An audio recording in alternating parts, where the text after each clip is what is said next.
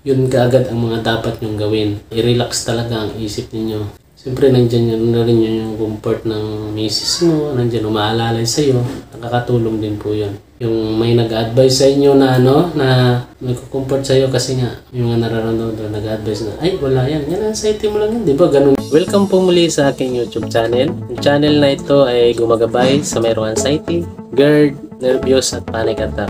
Ito po ay gagawa natin ng video.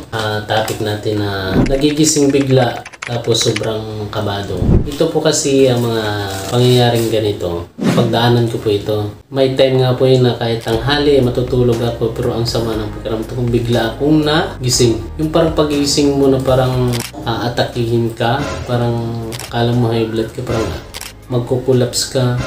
Samantala galing ka nun sa sa tulog nakatulog ka nun. Pero bigla kang nagigising dahil nga kung ano-anong iniisip mo, mga ganon.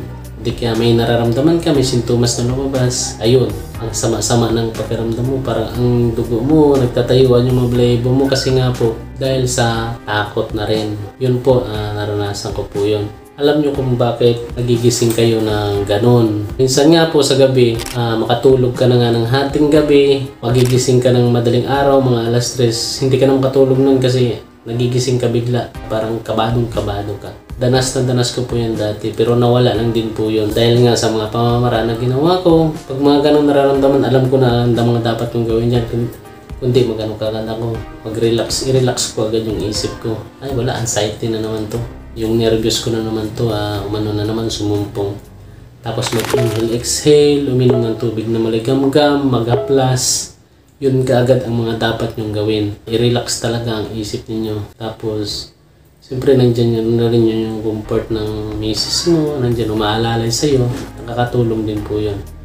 Yung may nag-advise sa inyo na may comfort sa'yo kasi nga yung nararamdaman doon, nag-advise na, ay wala yan, yan anxiety mo lang yan, di ba? Ganun ka rin ng isang araw, ganun ka rin kagabi. Ganun lang yan, paulit-ulit lang yan, kaya huwag mahaya mo na, huwag mo isipin ng ganun. Napakalaking tulong yan sa inyo, napakalaking impact niya na mawala yung kaba nyo at pag-aalala at pag-aalinlangan, ganun po yun. Kaya dumarating talaga sa time na nagigising ka bigla pag ganun, kasi ang isip natin masyadong pinapangnahan ng puro takot. Alisin ang takot, alisin ang pangamba at pag-aalala, mawawala po yan. 100% gagaling po kayo.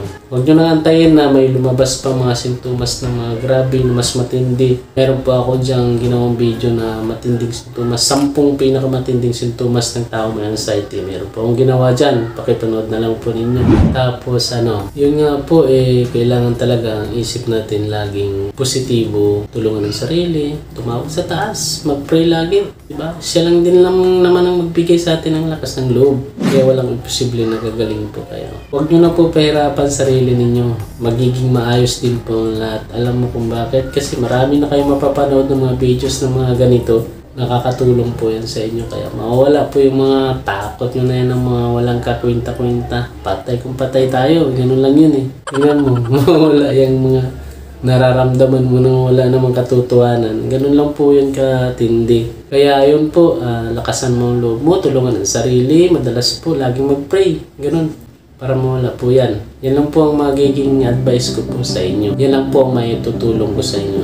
Sana po gumaling na po ang lahat. I love you po at sana pakishare po ang video na ito para mas marami pong matutulungan, mas marami pong pagaling, hindi kayo mapalakas na loob po. Salamat at God bless po.